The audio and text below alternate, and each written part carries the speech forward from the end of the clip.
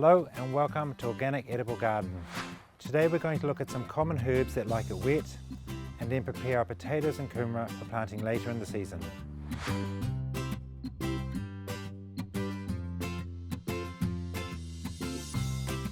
Firstly, we're going to look at the one herb that people either love or hate. It's coriander. It's also the herb that people find the most difficult to grow. Coriander is a wet herb, which means it's got to be kept wet at all times, and that's the biggest problem when growing coriander. People forget to water and then it goes to seed. It is a really easy herb to grow, and it's great to grow by your back door or on your windowsill. When buying coriander, it's best to try and buy the seed from a New Zealand seed company rather than the bulk bins at a spice shop.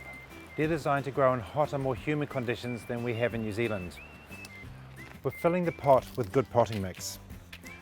Often it's good to grow coriander in a pot because it is a water herb and needs to be kept wet at all times. So if you're growing it near the house, putting a big saucer underneath full of water, this will keep the pot wet during the warmer summer months. We'll carefully transfer the pot into a larger one with no root disturbance and fill the soil around. There are about 10 to 15 plants within this coriander pot. All of this family, like your parsley, your coriander, dill and chervil, which are all wet herbs, like to be grown in bunches. It gives them protection of their strong wind, and it gives you a bulk amount of coriander. You can sow your coriander directly into pots. The best thing for coriander, because it's got a long taproot, is to try and make it a longer pot.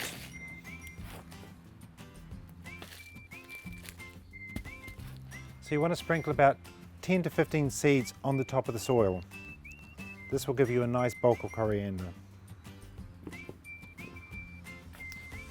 Cover it over with a bit more soil.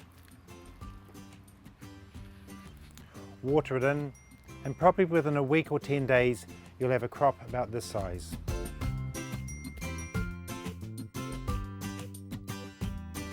And we sow the seeds and transplant the plants the same for dill and chervil, which are in the same family. If you want your coriander quickly, or you live in an apartment, it's often good to grow your coriander as microgreens. These seeds were planted a week ago and are ready to use now. Just remember, the small plants have a more intense flavour than the larger plants. And when your larger plants have finished doing their thing in the pot, remember the root is also good to eat.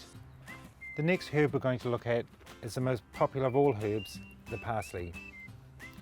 Unlike its cousins, the chervil, dill and coriander, the parsley plant is more hardy but needs to really be put into a garden.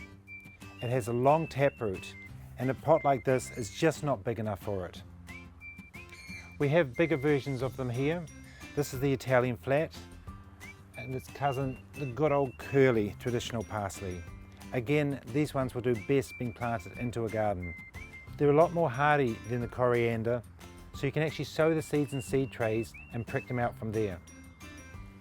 We're going to prick some of these parsleys out and put them into a smaller pot. It's probably better to put them in a pot this size until it's a little bit larger, and then we can put them straight in the garden.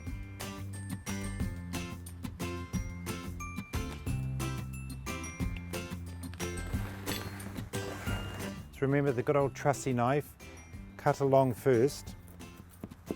It's really good to prick out these seedlings before they get their first true leaf. We shake the soil off, and at this stage you can already see they've got a long taproot. We take about 5 plants and we transfer them into a larger pot, being careful not to touch the roots. It's that simple.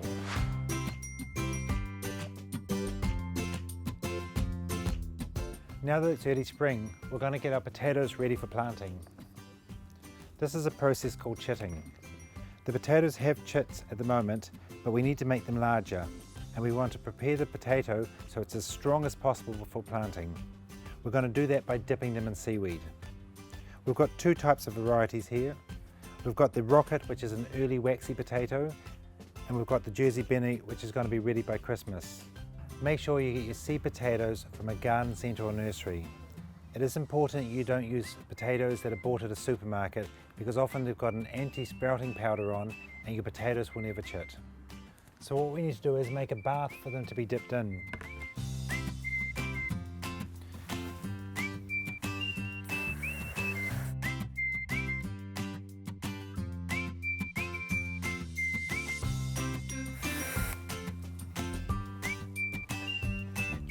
We'll add some seaweed to that.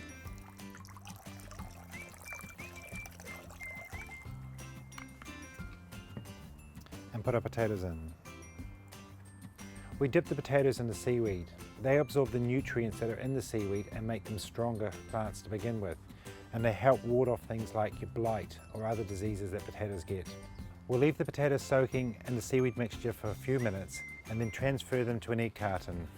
This will protect them from rubbing against each other. Then we'll transfer the egg carton to a warm, sheltered spot inside where they can grow undisturbed. If possible, try and give them a few more baths before you plant them. While we're preparing our potatoes, we're also going to do our kumara. Kumara gets planted in a small trough like this, gets covered with soil, and then we'll shoot through that. Those shoots will pick off that kumara and then we can plant later in the season. So we're going to make a mix of sand and potting mix. You can use sand only, but I find that the potting mix helps it grow for a longer time. I'm using a mixing bowl to mix the sand and the potting mix together. This will give the drainage for the kumara, but the potting mix will also give a bit of extra nutrients so they'll grow stronger. Just mix that through. You can use any type of kumara for this, but today I'm using a pre-European kumara called taputini. This is my favourite kumara and I find it does really well in our area. Pour it into the container with holes in. And at the same time, it's also important not to get your kumara from a supermarket because it's often got sprouting powder on it and it won't germinate well. The next batch of mix we put over the top of the kumaras just to lightly cover them.